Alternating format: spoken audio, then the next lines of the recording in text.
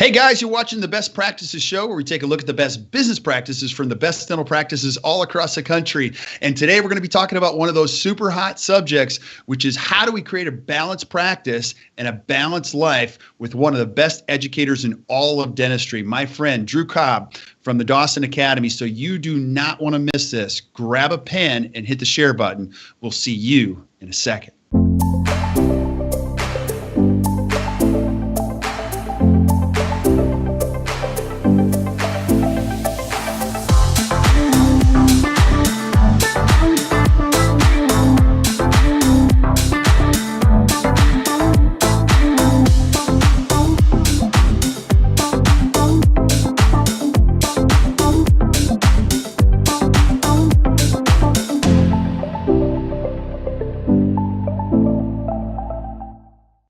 Hey guys, welcome back to the Best Practices Show. Thank you so much for watching. This is so much fun to get all your feedback and again, just kind of bring you the stuff that you guys are asking about. And today is no exception. One of the hot topics in great restorative dentistry is how do we create this balance? Because you know as well as I do, going down this path, it can be a dangerous path where you get overly committed. And you can also become quite weary sometimes. And I've got the guy who's going to get us back on the path. Now, a couple things before we get rolling here. We are shooting this live on Facebook. So as you're watching this, if you're watching this during the live broadcast, feel free to add questions to the feed. And I'll ask Drew directly while we got him on here. And then if you're watching it later on, don't hesitate to ask a question later on in the feed, and we'll get you the right answer, because we want you to walk away from all of these with the right solutions and the right answers and the right insight that you need. So my guest today, I'm really pumped about this because not only do I really admire him, he's an incredible educator, but then what he's all about and the part of the organization that he's all about. I'll give you my intro. And I've heard his name for years and years and years. I'm like, and all of these dentists would be going through the Dawson Academy like, oh, I love Drew. And Drew is just a very, very cool guy and a lot. He's got an incredible story that we're going to talk about in a second. But he is the core curriculum director for the Dawson Academy and senior faculty. And I had a chance to be with you, Drew, a couple of weeks ago at the Dawson Alumni Academy, and that was so much fun. I was telling you before this, it's nerve-wracking to speak to you guys. I can speak to strangers, but you guys are like the cream of the crop. So I was just grateful to have the opportunity to be with you guys, and so it's so much fun. So Drew, if people don't know you, can you let them know who's Drew Cobb? Yeah, so thanks for having me here, first of all, Kirk, and thanks for coming to our alumni meeting and speaking. It was great. I can't imagine you having a tough time talking to anybody. But I don't know. You guys are an awesome group. So yeah, it was great having you there. So so kind of, how did I get here? I wonder that somewhere. How the heck did this happen? So years ago, I was really fortunate, going through dental school. My dad was a dentist. He was a full-time faculty at Georgetown's dental school, and he had a full-time practice. So I went through Georgetown. My day one, I had my dad as one of my instructors, which was kind of an interesting experience. So when I got out of school, though, I practiced with Dad. And I practiced the way I was taught at Georgetown. And it was great. I was really lucky. I was busy. Things were great. I was booked a couple months in advance. But, it was full of kind of reactive dentistry. Patients would have a problem. I would kind of fill it. So I got to this point. I'd been practicing for a number of years now, 7-10 years. And I couldn't practice any harder. I couldn't shove more patients into my schedule. I couldn't work any longer. I was working 5 days a week and some Saturdays. The stress level was high. After a while, your production kind of bottoms out. I couldn't see the other side. And honestly, I was almost 35 years old, and I was getting burnt out. And I love dentistry. I mean, I had grown up in dentistry. My dad was a dentist. I have very close friends who I called uncles who were dentists, and I had seen this as like this great career. Yeah. And so I was burning out. And I kind of, the thing that got me one time is that the one that was my paradigm shift was I had a woman that came in. She was referred by another patient, perfect way to get patients. Mm-hmm. So a woman came in, and I took her through my examination at the time, which I thought was pretty thorough. It was about half an hour. Same way I've been taught in dental school. And you go through, this tooth has this, and it needs X, but you're not connecting the dots together. So as I looked at her, The longer I looked at her, the more I realized as I'm doing my exam that I had no idea how to solve her problems. Because it wasn't bacteria-based. It wasn't decay. It wasn't gum disease. Her teeth were wearing out. She was 35 years old. She was coming to me because she wanted to look better. Mm-hmm. And I had no idea how to help her. I ended up referring her to a prosthodontist, a faculty member of mine when I was at Georgetown. It was the right thing to do. But I got to tell you, it rattled me. And I went home that night and I kind of looked at myself in the mirror and I had a heart-to-heart with myself. And it's like, Drew, either you got to find another career or you got to get a lot better at this. Mm-hmm. Fortunately, at Georgetown, Pete used to come up and give some presentations. So I had his book. I was like, you know what? I'm going to go listen to Pete before he retires. Now, of course, that's like 25 years ago. Pete's still practicing. You know, it's unbelievable. But that first lecture, when I heard a different way than I was taught in dental school to practice dentistry, that light bulb went off. And I was like, I was all in. I was going to do anything I could to practice that way. And it changed my life. I mean, it changed my life as a dentist. It changed my life as a person. And that's not really why I went. But as I kind of got my act together with my practice, I wasn't in my practice all the time. That I could have a life outside of it. You know, my son was young at the time, and it gave me an opportunity to not just be a dentist, but to be a dad.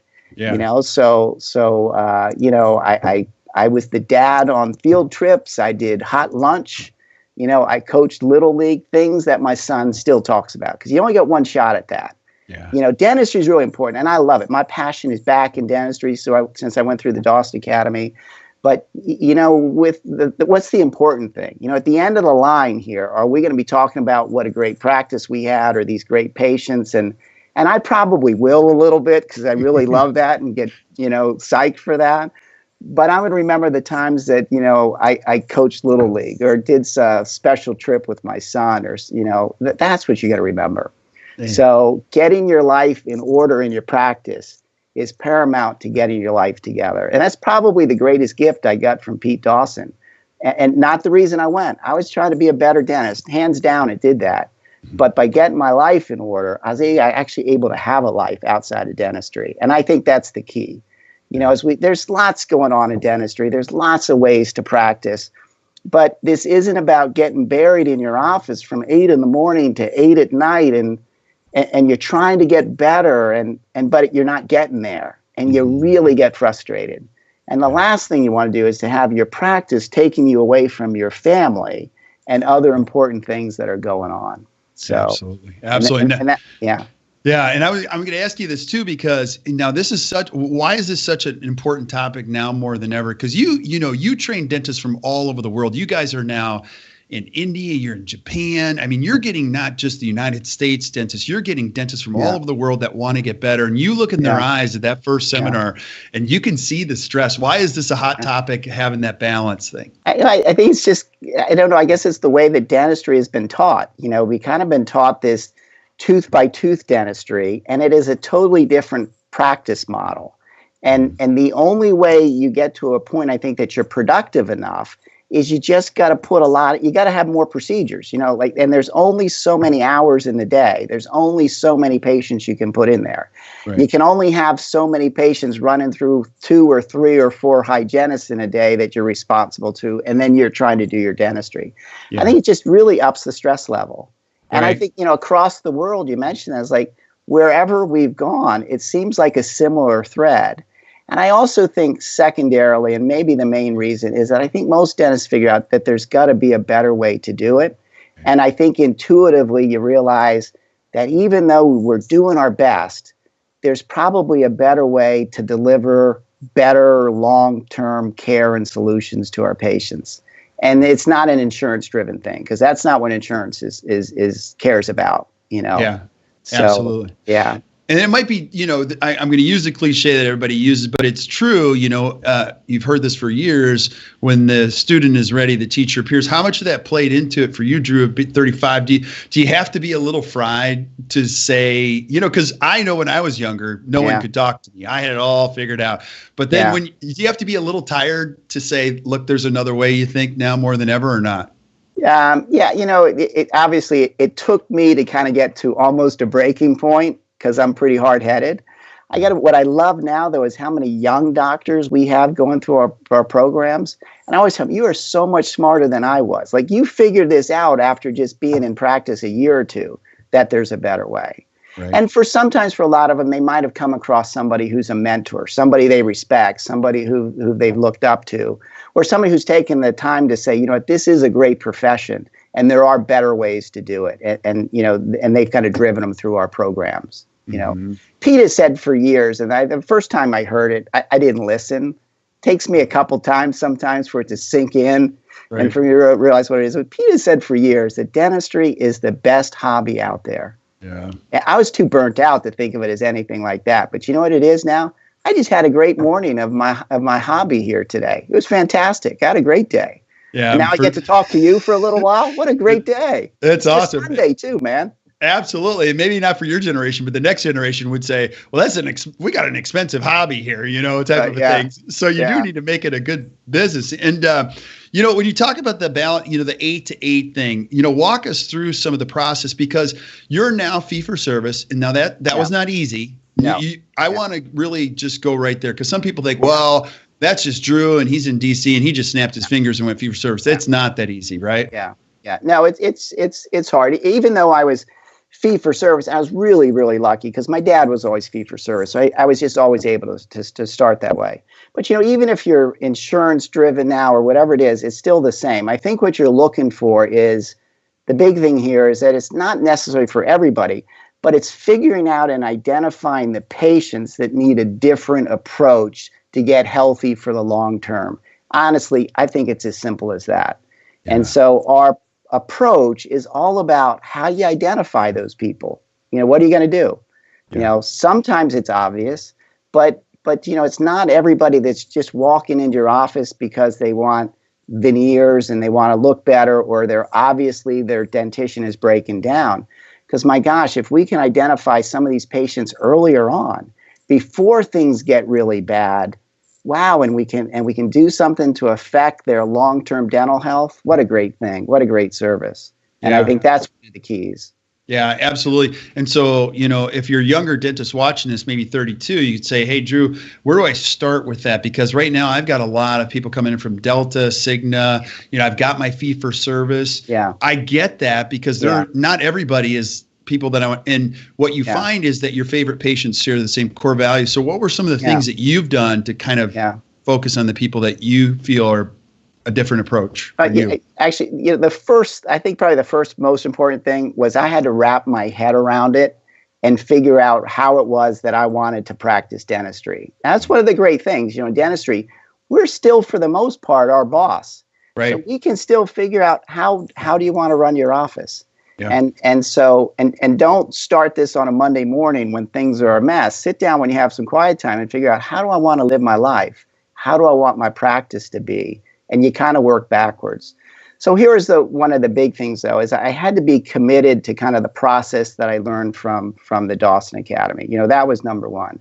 And I think the driving part of that is you just had to block out time to place patients so you could do a more thorough exam. Everything starts at the examination.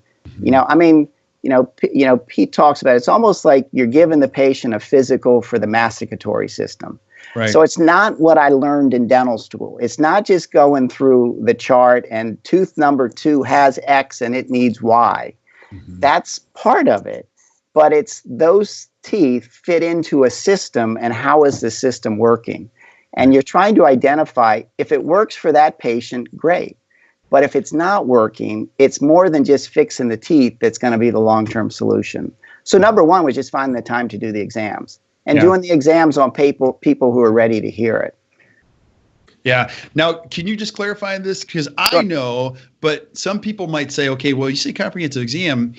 I'm just, if I'm fresh out of dental school, it is 30 minutes for me. And then is it a 3-hour deal? Do you do it? What would you consider a comprehensive exam that you would define straight from the top of the Dawson Academy? So a complete exam basically is adding on to what you're already doing. So it's not like you're just blowing up everything you've already done. Keep doing what you're doing. You're still going to do the bacterial assessment. You are going to chart the teeth. You are going to look for the bacteria-based issues, decay and perio disease and endo issues and that sort of thing. what we're really doing is we're adding on to it. We're adding on the functional piece and trying to identify, does that work for the patient or not? So you're kind of adding on this TMJ occlusal examination, which is basically looking at the function. Right. And that's what you're at. And that's not, so my exam takes an hour. It's not a 2-hour process. It's an hour process where we're adding on a few layers to what most dentists are already doing. Right. Right. And you guys taught me this, in that hour, one of the dangers you can have as a great restorative dentist, you can get really focused on the information, and it's deeper than that. I mean, you're making a connection with a person and building a patient base. Absolutely. And that's really a big part of your patient selection, because you're in DC, right? Yeah. And you're looking for a discriminating patient, aren't you? Somebody that really cares about their health. Absolutely. Right? Absolutely. Yeah. So, we talk about, again, one of the things so many of the things I've learned from Pete is, in a certain regard, you're trying to separate yourself from everybody out there. We've had this term for a number of years that we want you to be the go-to dentist in your area. We want you to be known as that dentist that can solve problems that others can't. Right. We want you to be able to maybe do things a little bit differently. And it's amazing. Your patients notice this. Here's a number one thing I hear after I've done an examination on patients. You know what? Thank you so much. Right. Nobody has ever spent that much time and been so thorough. I really appreciate it. That's probably, and we hear that from our students that start to implement these processes. Again, it's not about trying to sell things or find dentistry that's not there. It's really just trying to identify, does this patient have issues that we can solve? I mean, it's that simple, and the exam drives it. Right. Another big one I think that's super important that Pete again has talked about. I keep going back to Pete because our foundation, everything runs through Pete. But he always talked about when you do the exam about it being this co-diagnostic process. And what we mean by that is it's not you just going through this checklist of information, although we do have a checklist, and I think that's really important. Mm-hmm. But it's while you're going through things, you're explaining to the patient what you're doing and why. Mm-hmm. And you're talking about signs and implications. Here's what I noticed. These second molars, they're really worn down, and those are the teeth you said you're having sensitivity with.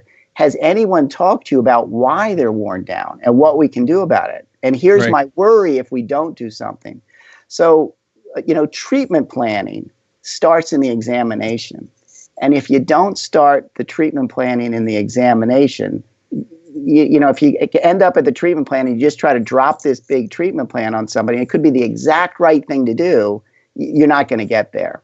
Yeah. As you're doing this co-diagnostic process, basically what happens is your patients want solutions. They want to fix things. Will you help me? And then that's kind of our next step through the process of complete examination or complete dentistry as we talk about it. Yeah. And then I just want to ask you a little bit more just about the co-diagnosis, because while it's a term people hear, I mean, really what you're doing is you're involving the patient in the whole entire thing. It's not a one-way communication where you're just verbalizing, because that can be in danger too. You learn a lot about dentistry. You're so quick to tell everybody the pathologies, some of the patterns you're seeing, and you want to go slow enough where the patient can talk, right? Oh, absolutely. Oh, no, listen, we are all at fault with that. And, I had this point for a while. I did Dawson and then, I hate to talk like this because I feel so old sometimes when I say this, but it was all about function then. Right. And then that aesthetic wave started. Mm-hmm. And in some regards, I think Pete Dawson was actually the forefather of aesthetic dentistry. He just didn't know it. He talked about exactly where front teeth should go in relation to function for a patient, how the lingual contour should go, where the incisal edge should be. Mm-hmm. But with the aesthetic wave, what happened to me is okay, I get that now. I just need to now learn how to make it pretty. So I went through a program down at LSU. They had a fantastic, at the time, aesthetic continuum. Just Jimmy Eubanks and Jeff Morley and just some great people down there.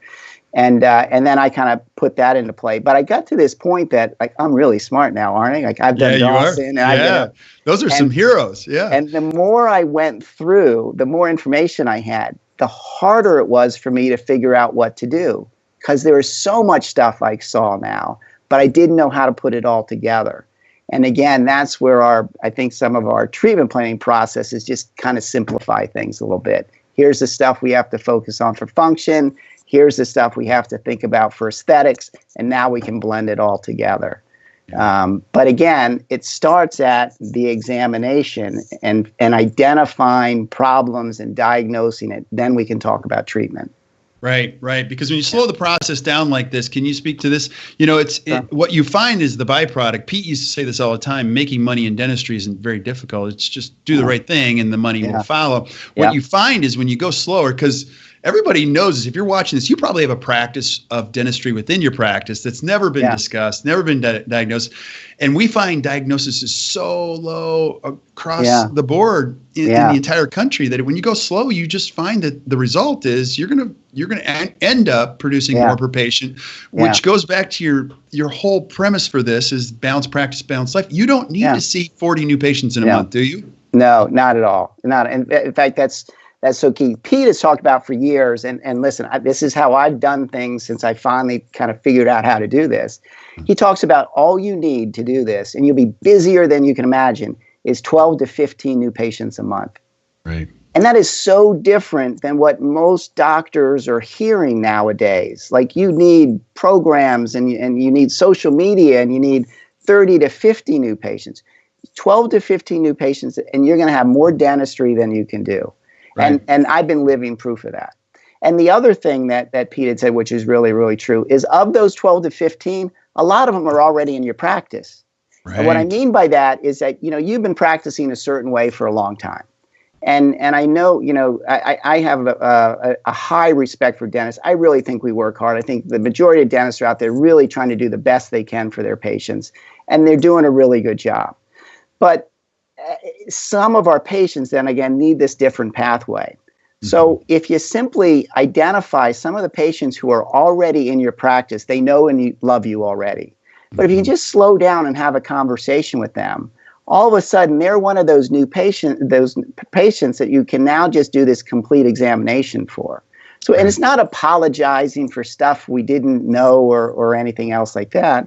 And it's kind of I think sometimes a simple conversation, because I went through this, So at first, as I learned more about Pete, I was like, well, now what do I do with all the patients that have trusted me for all these years? Right. Do I have to tell them I really didn't know what I was doing? Now I'm a lot smarter. Let me ask you that question because there are people in the middle of that transition. How did you handle that? And what did you say? I think honesty. And it was as simple as this. Just so a lot of them are in hygiene, right? Because we're basically taught to treatment plan out of hygiene. And your hygienists are taught that they have to schedule X for our practices to be productive. So I would just through hygiene, one was me taking the time to do it and maybe teaching my hygienists a little bit some of these concepts because they can build as they're doing their appointment. But, I would just go and say, Mr. and Mrs. Jones, thank you so much for being a patient for all these years. I really, really appreciate it, But here's what I say. There's some things I see that I'm a little worried about. Changes that are happening over time. You know what? It's been a long time since we've done a thorough exam. What I'd love to do, let me bring you back another day when I have more time. We can spend some time together. Let me do a new exam, update our records. And we can chat for that, figure out what's the best thing we can do for your long-term health. How's that sound? Yeah. They already know you and love you, Kirk. So I don't think I ever had anybody say no. Yeah. And you don't have to try to convert your 2,000 patients all in one day. Right. As they come in, take the ones that are worse, and the ones that want you to solve their problems. Because you talk about treatment planning and acceptance. And so if you do it this way, I have a very high treatment planning acceptance. And it's not because I do anything great. It's that I'm only treatment planning those that want me to solve their problems. Otherwise, I'm not going to do it. Right. It doesn't mean I'm not going to help them. I'm still going to take care of their bacteriological issues, decay, perio, usual, reasonable, customary, all that sort of stuff. But I'm not going to take the people through this, complete process of getting the exam, the photos and the models and going through the treatment planning if they don't want me to. Right. And that's a really important point you're bringing up because that's where it can wear on you. So what you're saying is basically, would this be done in the morning huddle or would it just be kind of just kind of almost cherry picking the schedule and having the conversations intentionally with the people that are the best candidates for this? Is that how you would do it on a daily basis? Absolutely. Absolutely. So A morning huddle's great because when you go throughout the hygiene, you can identify some people that have maybe putting things off. I mean, great time to talk about patients then. Right. We do an afternoon huddle and a morning huddle. Really? So what time is the morning huddle? Just because I want to get inside your brain. Yeah, that's right. So I start early. So as again, remember I say I was practicing 6 days a week for a while. Right. Now I practice 4 days. I practice 7 to 2, 4 days a week, Monday through Thursday. No lunch or anything else. We work straight through. 2:00 we're done. 2:30 we're done. So after that we have a morning huddle or an afternoon huddle where we go through the day. Is this patient set up? Did we get the referral in for X, Y, and Z? Do we need to do anything here? But it also, the reason I did the afternoon huddle too is then we also preview the next day. Okay. So as you start to do this kind of dentistry with a block schedule, I block out a couple hours each morning that we call primary care. That's where I can do my complete dentistry. Because those patients generally need more time. You're doing multiple restorate, whatever it is. You're doing longer blocks. But I get to review for the next day, are we set for Mrs. Jones? Do we have the prep reduction guides? Is the wax up here? So because I found at one time, all it took was one time, at the morning huddle, we didn't have that stuff. Mm-hmm. But the patient was coming in. We didn't have a chance to save. Right. But if I pick it up the day before, we can save. And here's what will happen. Whatever staff member is responsible for that now has to stay late to get it ready one time.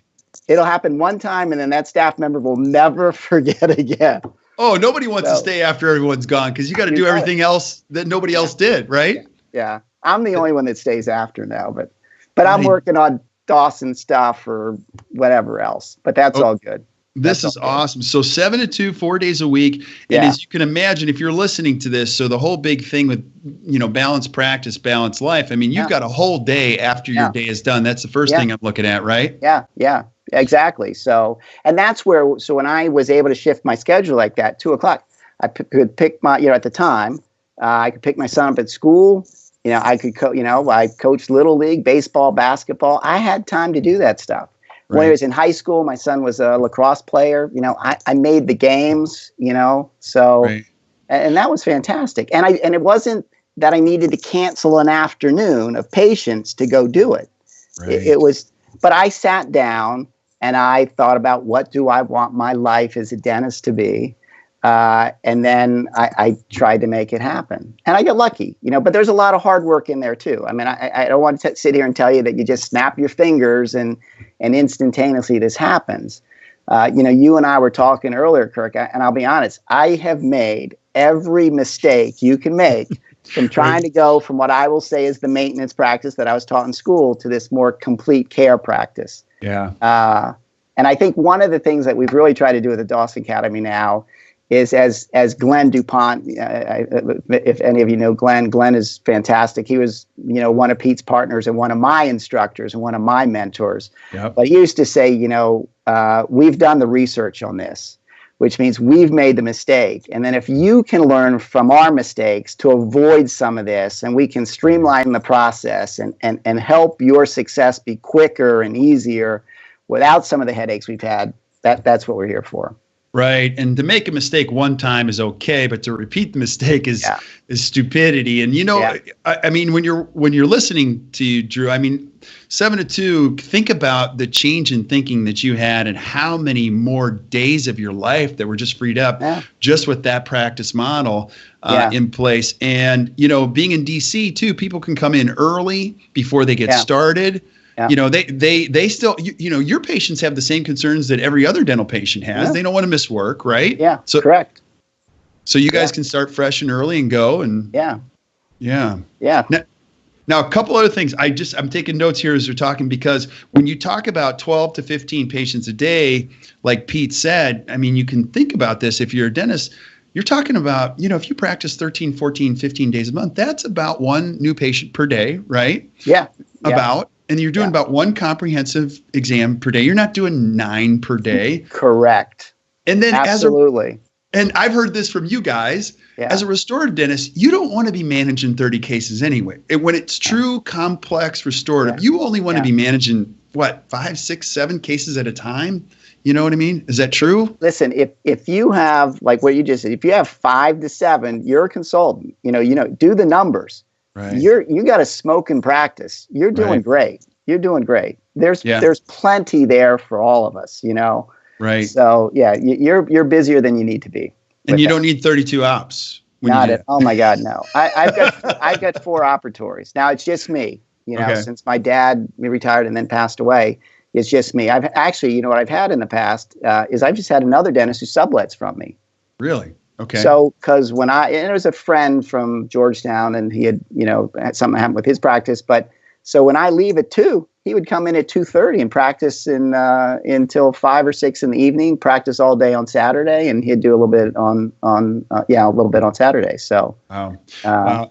Can you talk about this? Because I love that. Now, the thing that keeps people from doing this, maybe going to the Dawson Academy or creating a balanced practice, is a lot of the fear. I mean, I see it.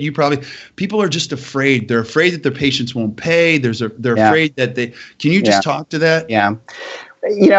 I think any post-grad education, there's a fear factor. Is it worth it? Is it worth the money I'm going to spend? Listen, we get it. You're paying money for a course.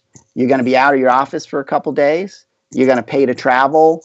You're going to be away from your loved ones. I mean, it's a big commitment. Mm-hmm. But again, I think you just have to sit down and think within yourself, what do I want my life to be? Right. Because it's not going to happen without some work. You got to put something in. You got to get the knowledge. And then you got to put it in. And then the knowledge isn't enough. You got to put it into play. Right. I think over the years, I'm sure people that lots of doctors that have maybe gone through and they're incredibly smart. They got all of this down. But honestly, you know what? If you don't implement it and you don't change your life as a dentist, if you don't change your life for your patients, it's just a great intellectual exercise. But what we want is we want to change your life as a doctor. We want to change your patients' lives. So you got to put it into practice. And that's, I think, really what we try to do. And I think that's one of the big things with the hands-on courses, because that's really the hands-on is, I think, really where you learn it. So concepts are great. We have the seminars, John and Pete, and, they're still there. You get the concept. But until you actually get to learn the techniques, that's the one that's going to affect change, I think, in your lives. Right. And then you use the words, put it into play and bring this back. Some of the dangers about getting exposed to such great information is you come back, you're pretty motivated. And now you have all these people that you're looking at in your practice that are your team. Yeah. And sometimes they're going to resist, not because they don't want to, they just So can you speak to that too? Because you're going to have resistance everywhere, not only up here, but in front of you. Yeah, no, there's a lot. And I could talk for hours about that one, because again, I've made all the mistakes. Right. So I remember as I sat in that first lecture with Pete, one of the things I saw, he had this block schedule, which was new. Mm-hmm. And I was booked 3 months in advance, but with all these half-hour and hour procedures, and I didn't have anywhere to put somebody if they wanted me to do complete care. Right. But I saw Pete's schedule, and I thought, and that was how Pete also, that balanced practice, balanced life. And I was like, oh God, I want that. I want that so badly. So and Pete color codes everything. And this is where he did his exams. That was a certain color. Here's where he did his restorative. That was a certain color. Mm-hmm. So I remember that night after that lecture, I went to the store, I bought some paper, and I bought some colored pencils. And I designed that night, probably had about a glass of wine or two. I designed my perfect schedule. It was a kaleidoscope of colors. And I came back to my office that Monday morning after that course, and I put it on the table and said, here's our new schedule. Almost everybody quit that day. You mean they didn't jump up and go, yeah, that's awesome? Yeah, no, they didn't do that. And I was like, how come they're not jumping up saying this is awesome? So it took a while, but I had to show them what I learned, and I had to bring them on board. And until I did, they weren't with me. They were against me. And so this is, as you said, this is very, very much a team effort. Right. And you can't do this kind of dentistry without your team being on board. Now, I will say a lot of them, when they're exposed to the information, they're like, oh, this is great. Wow, if we could work this way and do it this way, fantastic. But you probably will come across staff members who are comfortable. They're set in their ways. They don't want to learn anything new. And I know I made the mistake of probably holding on to some of those employees too long, thought that I could coach anybody up. And finally, I had to change some staff. And probably every time I changed the staff afterwards, when I thought about it, I just should have done it a lot earlier.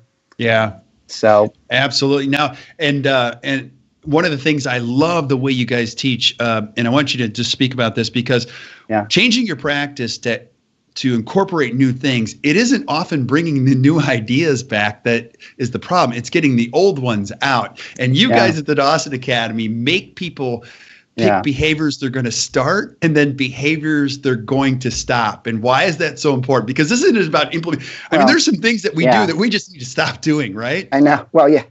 And if you really sit down and think about it, those aren't that hard to identify. You just have to stop long enough to think about things. Yeah, I think sometimes we just got to get outside of ourselves. You know, dentistry sometimes can be very insular. You know, as great as it is that we're our own boss, sometimes we're our own boss with no one looking over our shoulder either. There's no one there to say, hey, you know, this doesn't make any sense. Mm-hmm. So, but when you back away from yourself a little bit and get your head out of it sometimes and look from the outside in, you say, wow, if I just, you know, here are a couple things we just don't need to do anymore. Right. But the thing about adding things that you want to change is, again, you're not going to get to change unless you figure out what you want to change and then make the change happen. Mm-hmm. So, and you're right, it's not that hard. You know, a lot of these concepts, when people learn them, it's like, it's not rocket science, right? But it just makes perfect sense. And the technology stuff, man, they are throwing so much technology at dentists now, and it's cool. And I think dentists, we love technology, you know. I mean, I remember when I was out of school court, everything new I wanted was like $1,000. Oh, yeah. And then it was like $10,000. Now it's like everything you want is like multiples of, like the game is ramping up now, you know. So technology is great. But sometimes technology is just technology. It's cool. But is it really helping us what we do better? I think the way we kind of look at technology a little bit, you got to have some kind of foundation. And then when you have the foundation, you can add technology on top of it if it's going to help you do that better and get a better result in the end. And then you can sit back and say, does it make sense to spend that amount of money? Because I think some doctors now are like, we're just buying all this stuff because we think it's going to get us to the next place. Right. And it's just another expensive toy that maybe doesn't have the benefits we thought it was going to have. Right. And could you speak to that too? Because our generation will be one of the few that probably remembers what it was like before the technology and after. And I've heard so many great restorative dentists say the importance of understanding these concepts analog before you go completely digital is key. Yeah.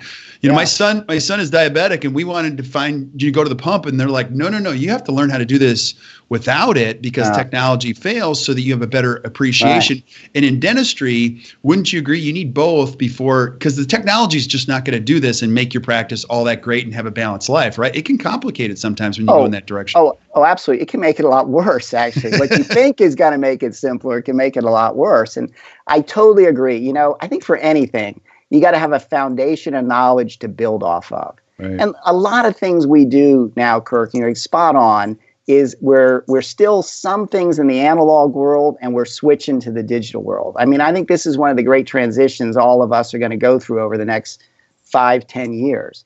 I mean, simple things like models and impression, you know, that sort of thing. We're already scanning and everything else. You know, but for us, I think one of the big shifts is, you know, we don't just take the models, but we mount them on an articulator to mimic how function happens so we can study it better. We take a face bow so we can better relate the setup on the articulator to be closer to what's really happening in that patient's mouth. We start our occlusal analysis from centric relation, so we take a centric relation record. So, you know, you're used to those Dawson doctors having all that together on this apparatus. That thing's going to be a dinosaur here before too long. The transition, though, is if you don't understand that, and if we could do it digitally, you don't understand the importance or how we can do it digitally. So we can already scan the models, but it's kind of marrying those things to however we're going to do it. CT scans, virtual articulators, like some of those things are out there, but we don't quite have all the concepts together yet. But you got to understand what you're trying to do before you can get to that. And then, you know, imagine, because I think about this a little bit. I've had some relationships with some of the young doctors, young dentists that are still in school. And some of them, they're only learning to scan models now. Like they don't know how to take impressions. But what are they going to do if the scanner breaks? I guess they just shut down for a day, right? I know. So, it's quality, you got to be able to start with quality somehow. So a lot of those things are changing. But again, you need that foundation before you can move on. Yeah, and can you speak to this too? Because one of my favorite things, this was more than 20 years ago, I asked Pete at the end of the Top 10 seminar, I go, Pete, if there's one thing you could say for sure, what is it? And he goes, he said, I would say this, don't ever stop learning. Would you say, even at your phase, I mean, are you just totally there? Have you reached the pinnacle and are you just good? Or does the learning process always continue? I mean, I know how you're going to answer this, but I want you to speak to that too, because I watch the fire in all of your eyes. I mean, you guys are having more fun than you've ever had, but you never say, I've got it all figured out, right? You know what? You never get it all figured out. I think the minute that you realize that and you're okay with it, then it doesn't matter. Right. Because that paradigm shift I talked about, I went through dental school. I did some continuing ed stuff. I thought I was pretty smart. I did well in dental school. It's almost like I had ended my learning for a while, and it was all me. And it took a lot for me there's a plateau. The only way you're going to grow is to keep increasing your knowledge and to be open to the knowledge. And that allows you to be open to not necessarily criticism, but new techniques and people helping you with those techniques to put them into play. And unless you open your mind to knowledge, you're not going to go anywhere. And this is a fluid thing. It is always changing. I was in at the American Equilibration Society meeting in February. And so fabulous meeting, really, really smart people, research, latest stuff going on with airway and temporomandibular joints and function, all that sort of. Sitting right next to me for those 2 days, taking notes was Pete Dawson. 87, right? Yeah. Unbelievable. He's sitting there taking notes. And if that's not enough to inspire you, nothing will. Nothing will. Right. But it makes life interesting too. I don't think one of the things too that my office has learned too, the minute that we think we have something down, because there's a lot of repetition in dentistry. And that's important. I think, that repetition helps us be good. But the minute we think we have something done, they know I'm going to change something sooner or later. If I see something that's going to make it better, easier, whatever, we're going to do it. So they know not to get stuck in their ways too much. Right. But it keeps life fun too. Yeah. So I can tell my team, they think I'm crazy on Mondays. They're like, oh gosh, here he comes. He went to a course, and if they can just keep me calm for the next 2 days, I'm almost back to normal. But exactly.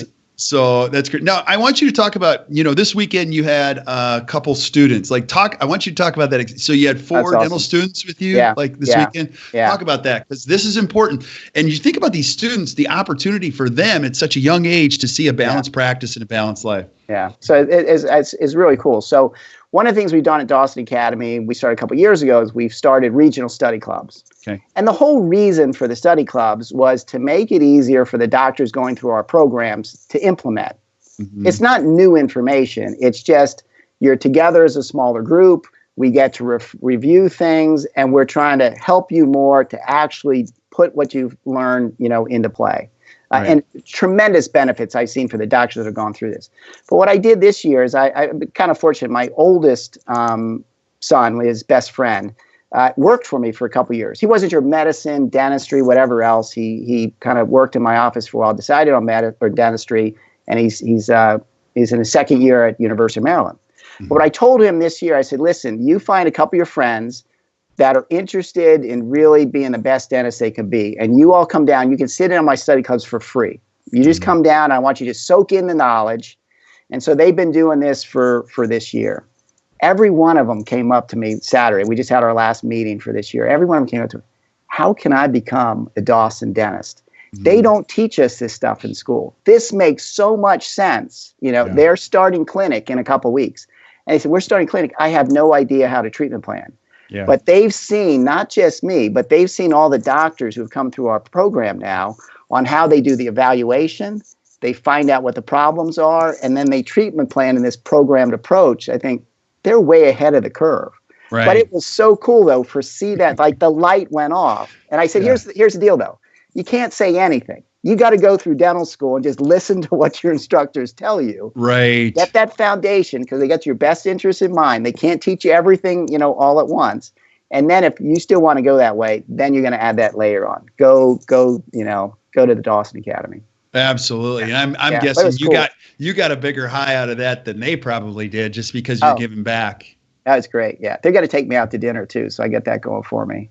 That's awesome. And I really think, honestly, this is one of the things that's missing so much from this great profession is you can remember this word. It was preceptorships. We used to have those and it was a responsibility. It wasn't like a convenience. It was part of making sure that these kids all came up with the right tools, the right thinking, and they could call on you. And I remember dentists used to say, hey, come over to my office on Thursday afternoon or Friday. And for nothing, we'd hang out, they'd order in sandwiches and say, don't do this. I've done this before. This is and we just don't have that anymore. Right. I think, because you're right. I had that, because I knew so many of my dad's buddies and everything else. They're great. I had so many fantastic people take me under their wing. But I do think, one of the things I like about the Dawson Academy and the faculty and the TAs and everybody associated with it is, it's kind of an open door a little bit. I have people rotating through my office all the time that come in for a couple hours and hang out. And we mean this as they go through course. If you have a problem, call us, So anything we can do to kind of help them through the process, we try to do.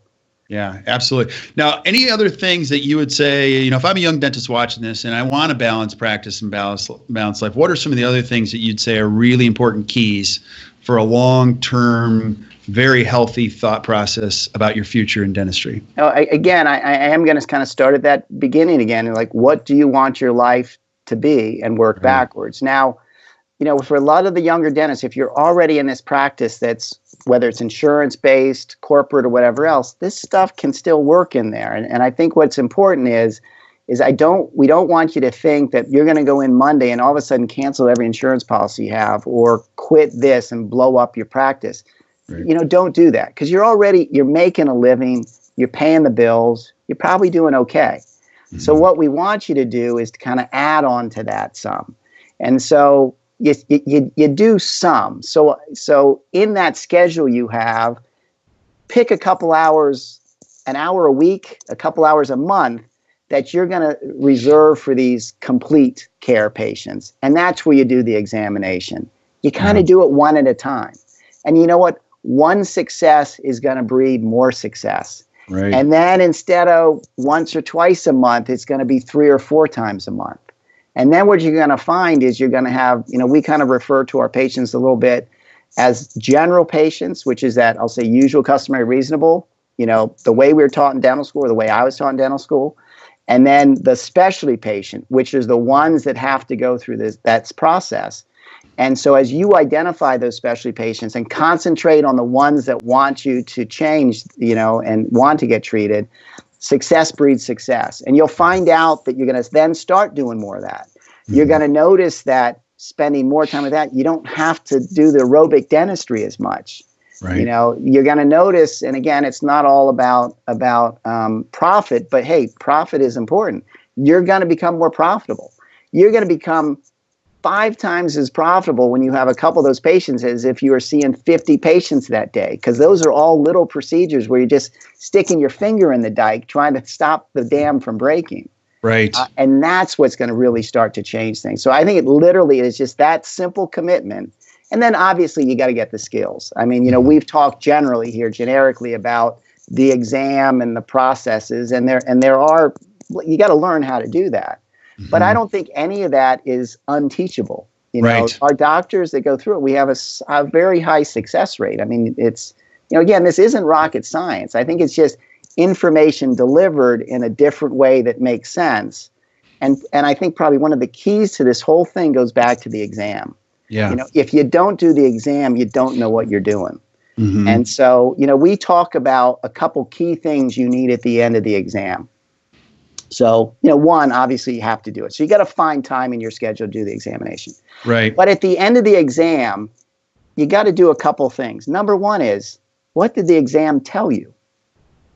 And at the end, so what's all the information mean? Secondly, what's the joint health? Because again, we start our analysis and function at the joint. And then, you know what? Here's the good thing. The majority of the time, patients' joints are healthy, which is okay. We can move on. But sometimes they're not. And the absolute wrong thing to do is to do a lot of irreversible dentistry on somebody with an unstable situation. So we don't want you to get in that scenario. So you got to figure out what that is. And then the next thing is very general, is at the end of this exam, when I've looked at this information, is this patient a general patient or a specialty patient? And what we mean by that, again, is you've done the whole exam, and you know what? Everything's okay. You know, they're not tearing up their teeth. You know, they're not having functional issues. And it doesn't mean, though, that their function is perfect. It just means that for them, they don't have the habits making things get worse. It's very, it doesn't sound that important, but it is. You know, so this isn't about trying to eliminate every patient in the world that has an MICR slide. Right. But on the flip side of it is if you see somebody separate from the bacteria side of things, if you see somebody, though, that the teeth are wearing, they're breaking down, wear, mobility, migration, recession, abfraction, sensitivity, all signs of things that can happen to teeth separate from the bacterial stuff, you know, or teeth, you know, again, teeth are wearing out, the smile's affected, muscle, joint, or tooth problems. Those are the ones then that we take through this process. So that simple thing, is it a general patient, specialty patient, what's the health of my joint? And then having the conversation with the patient is, here's what I see. We've talked about signs and implications. And if you want me to solve your problems, here's what it would be. I'm here to help. Yeah. And again, one of those things that you heard Pete as well as I say, which I loved, is I am your advocate for health. Yeah. So what I like is we're doing this together. And what a much better way to practice dentistry when your patient comes in and, you know what, I'm here to help you. We're all on the same page. Right. Dentistry can be hard. And if you're doing dentistry on somebody that doesn't want you to do it, or maybe doesn't trust that this is the right thing, I mean, that can just be a bad day, you know, and we don't want those for you. No, we don't. We don't. Now, this question came up. Deepak asked this question. It's a great one. And it does come up a lot is, do you recommend the hygienist see the patient first or the doctor? And so that's a great question. And I'm going to say, I'll talk black and white, but I realize that the world is gray. And here's what I mean by that. Again, you got to figure out how you want it to happen. So for me, once I decided change, any new patient that calls our office, and my receptionist, Pat, she has a script she goes through, and she simply says, you know, welcome to our office, et cetera, happy to see you. Dr. Cobb likes to see you first since he's never met before, and he likes to do a thorough examination, and then you'll see the hygienist. Almost never, if it's explained that simply, does somebody say, no, I don't want to do that. But patients are used to calling and saying they need a cleaning. They don't call in and say I need a complete examination because I'm worried about some wear on my second molar. You know, they don't call with that. So if you have a practice that's used to, or maybe it's a high volume practice, and you're used to coming in and they see hygiene, I'm going to say that's fine. You know, but in your 5-minute hygiene check, if you've got to look quickly, and if you see somebody that has functional issues, you got to pull them out and do the exam. Or before you would do extensive dentistry on them, do the exam. You know, so my line in the sand for me was, I think it's my ethical responsibility to do a thorough examination on everybody that comes into my practice. So, and certainly before I would do extensive irreversible dentistry. Because one of the other things we talk about here, Kirk, is that, you know, whatever we do for our patients, and complete dentistry doesn't mean, you know, 32 restorations. You know, it's not that. It's about identifying the problems and solving them with the least amount of dentistry, not the most amount of dentistry. And so it's my responsibility to, you know, to get there. But the only way I can tell is if I do an examination on them first. So whether I see them first, they come from hygiene and we do the exam, you figure out what works in your practice best. Right. And what you're talking about is creating a repeatable standard in which you really, so they can come in from multiple, but they've got to go through this one important gate if we're going to go any further and do complex restorative or any restorative for what you call the specialty patient. Exactly. Now, what about for your general patients? Can I ask you about that? If a new patient comes in and same thing applies, how do you look at the process with a general patient? Are you still going to eventually go to a comprehensive exam, or is that going to still be a little bit more selective further down the line? And again, great question. So here's the deal. I don't know. To me, here's the important thing. I don't know if you're a specialty or general patient until I do an examination. Right. Okay. So again, sometimes it's really obvious. People come in, their teeth are all worn out, missing, broken, whatever it is. It's obvious. Right. And so it's obvious too that unfortunately those people probably need a lot more dentistry to solve their problems. But what if you took that patient and you moved them in the timeline 15 years? Mm-hmm. What if we could fix some of the things that caused that to happen, and we could solve those problems with a lot less dentistry? Right. The only way, so it's not so obvious. So the only way I can tell is to do an exam. So I still do a thorough exam on those. And at the end of it, if my checklists are healthy joints, general patient, I don't go through the rest of the processes. I don't take the models. I don't need all that sort of stuff. But what I do know for me ethically is that now I can just roll them back into hygiene. And even if they need a couple restorations here, maybe something breaks or there's a couple restorations, I'm okay. Even if there's an MI-CR discrepancy, I can still treat an MI or whatever their habitual occlusion is. Does that make sense? That makes perfect sense. Yeah, but the only way you know is to do an exam. Right. Now, you might think this is a silly question, but I do get this question, so I'm going to throw it at you. Okay, let's say, Drew, I'm creating this practice, and let's say it's a patient of mine for a long time or a new one. Are you charging for this exam? Let's say you notice some changes. You're going through the DOS Academy. You're getting this training. Are you going to charge this patient for an exam? Because that's a considerable amount of time for you, right? I'm going to charge. I mean, I think you have to. Listen, there's only so many hours in the day that we can produce, right? Right. And I think dentists give a lot of stuff away as it is. Yeah. I mean, go to a physician and you get little bills for friggin' everything, right? Right. So I think you should charge for your time. Now, I will say this. I would say don't make that exam, which I think could cost hundreds of dollars for what you're doing, especially if you get the records and stuff. But don't do that then, because you can pick it up later. Meaning, so make it a reasonable fee.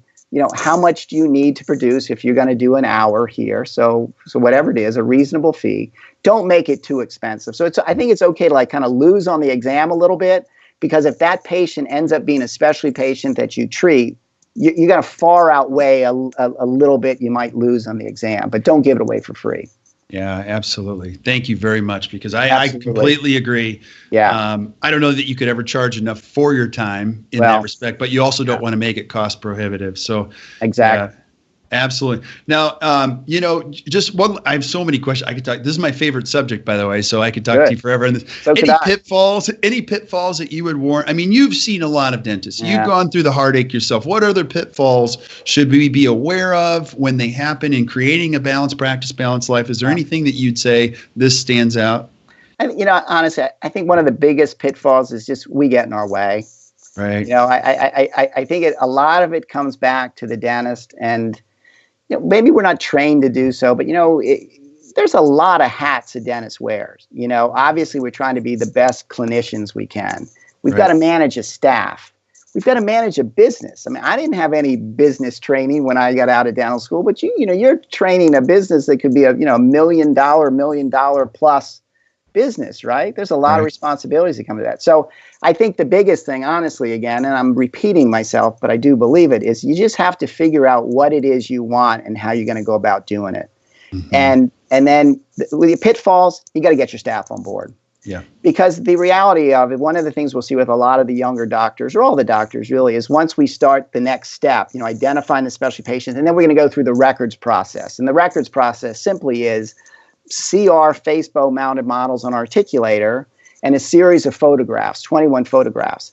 And that's the information we need. If we have that, the exam and those two things, now we can go through our treatment planning protocols, 2-dimensional and 3-dimensional. We can go through our treatment planning protocols. But that, if the doctor's doing, and they think they have to do it, because one of the things we don't relegate that well sometimes. So we're going to do the whole thing. Well, now that great balance thing that I just talked about to you, you're going to think I'm nuts because you're going to be in your office till 7 o'clock. You're going to think, Drew's crazy. So your staff has to do it. So if you, all that stuff I just said, the only thing the doctor has to do in that, what I call an occlusal analysis, which are the models and the photos, is take the CR record. That's the only thing you're responsible. Your staff can do everything else. The face bow, the impressions, pour it up, mount it, get the photos, get everything together so that the next time you do that case is in the treatment planning process, which I love. And the treatment planning process is when there's no one else in your office, you sit down and your staff has that together. Models beautifully mounted on an articulator, not with stone all over the place or anything else. You know, the photographs. And then you can sit down and going through the protocols. I mean, I love this because this is like putting a puzzle back together. What's wrong? How do we fix it? How do we fix it with the least amount of dentistry to solve the patient's problems? And then you develop the treatment plan for the patient. And that's just fantastic. Yeah. What's so cool about this, as I listen you describe the process, think about the benefit for the team, to be emotionally and intellectually engaged other than just tasking in a dental practice. They're involved. They're restorative partners. Yeah, absolutely. Well, the other thing, and Pete had said this years ago, treat your staff. So early on when you're learning this process, so the doctor said, what's one of the things we can do when we get back to our office? Do this whole thing on your staff. Practice, do your complete examination, get the models, get everything. And so when you actually do it on the patient, make it like you've done it before. I love this. I'm a Redskin fan, which kills me. Say no more. It's been a long drought since we've been decent and everything else. But in the heyday, John Riggins, running back, Hall of Famer Riggins. I love Riggo. He was just the best. He's awesome. So there's this one year though that he was leading the league in touchdowns scored. But if you looked at him or you go back and watch the old highlights and stuff, Riggo would get in the end zone and he would just flip the ball to the ref. No dancing, no slamming the ball, no nothing. So I asked him one time, I said, Riggo, how come no celebration when you get there? And he said, for me, he said, I don't want it to look like it's the first time I've been in the end zone or the last time I'm going to be here. I love that. I love that. And he went there a lot. He went there a lot. And so when we start doing this on the patient, we got to make it like we've been and we've done this before. We know how to do the examination. We know how to do the record. So practicing on your staff is just going to help you so that when a patient's there, you're not fumbling around for stuff. You're not asking your assistant for this or that. Everything's out. My staff tells me, though, you've got the patience of a gnat. Like if something's not right there, they're going to hear about it at the afternoon or morning huddle. So I like things to go like clockwork as much as you can. Nothing's ever perfect, but I think that helps. The second thing, if I get to it, is when you actually then do the treatment planning and treat your staff. Patients, I get patients that come in all the time and say, I want to look like that. And then my staff member gets to tell their story. One of my staff members, when she first came to me, she'd been an adult ortho for 5 years. And again, it's that starting a process before you know where the end is supposed to be. So again, our treatment planning process that I like, before we do anything irreversible, before you pick up a handpiece, before you prep something, before you get something you can't walk away with, we need to visualize and work out what the end result is going to be, because then you know what you're going to do. It's like going on a trip without a map. And we're just going to drive all over the place. It's like, old school for you and I. You go to the AAA and they would give you your trip map and they would draw the whole thing out. And that's what we're trying to do with our treatment planning before we start doing something. And so your staff members that have been through that, just reinforce that with the patients. They get it. Yeah, they get it. They can build value for it. And the other thing is, I found this, they also have the empathy, because the burr sounds a lot different when you're in a chair than it is next to the chair, right? It does. My dad used to, one of the things my dad used to, and there's so many things that always fly through my head that my dad used to, he was a tough instructor. Everybody remembered him, but hopefully in a good way, was, and I always think about this, is that think about the trust that our patients have in us to let us do what we're doing. And I try not to forget that every day. And I remember after I'd gone through these courses and I'm doing my first kind of multi-unit anterior thing. And my patient is laid back. They came in and they're there, and I'm, you're jacking them up with anesthetic, and they're numb and they're trusting. She's lying back, and I've prepped her 8 anterior teeth, and I'm thinking one to myself, I better know how to get this thing back together. I'm in a world of trouble. Yeah. And how amazing, though, that this woman who I've met a few times is trusting me to do this. Mm-hmm. And so, again, I think it's one of the huge things that I love is where the predictability comes in. Like, I know now if I follow my processes that woman who's trusting me, I know I can make her fabulous prototypes. We don't like the word temporary or provisional. Prototypes, because they're made with that end in mind. So they're made so we can solve the functional and the aesthetic issues. I know I can make them look great. And now I know if I can make them great, that I can predictably repeat that with my definitive restorations. Right. And that's comfort for us as the dentist. But again, I just can never forget the amount of trust that our patients put in us. And I don't want to break that trust. Absolutely. And, bad day for a dentist, Kirk, is Monday morning when you come in and you get the phone call and something's broken.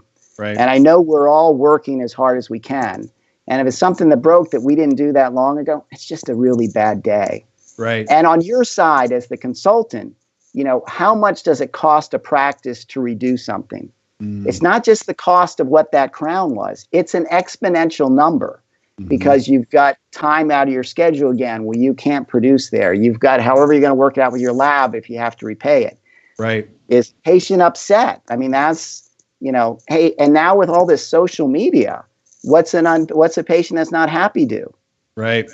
They're going to take to whatever their medium of choice is. Right. When we talk about costs, we don't have a line item for stomach lining, so probably should. And that's the stress. That's where you're not sleeping. And I mean, it's just this. If nothing else, I can sleep soundly at night. Yeah. Well, and this is what that's all about, buddy. And you use the word so well and eloquently, which is predictability, which is the Dawson Academy. Is just, I've learned that through you guys so much that is the element of true happiness is just when you predictably can create what you want. It gives you that confidence. And 7 to 2, 4 days a week, man, I've been teaching 7 to 3. I got to come out there and see how you do it. So if you're watching this, there are people all over the country that do this. And Drew is an amazing human being, great teacher. And we're only scratching the surface with you. I mean, you're unbelievable with the treatment planning process, the TMD. Now, you've got a webinar coming up on Tuesday, May 17th, and it's on the profitable treatment planning. Can you just tell us about what that is? There's a link in there. What will they see on this? We're doing it's more for people who just want to know more about it. So I'm going to get into a little bit more detail of actually what we do at the exam. I mean, it's a webinar. I can't do anything, but I'll get a little bit more detail on what we do at the exam, what the 2D and the 3D looks like, but then also just take you through a patient. Awesome. So this gentleman walked in, here's the deal.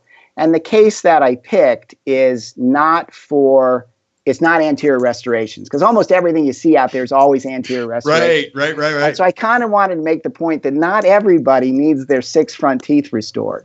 So it's kind of a combination interdisciplinary teeth where in the end, the restorative procedures is mostly posterior. So, but again, it just reinforces the process, maybe another layer on what you and I talked about today.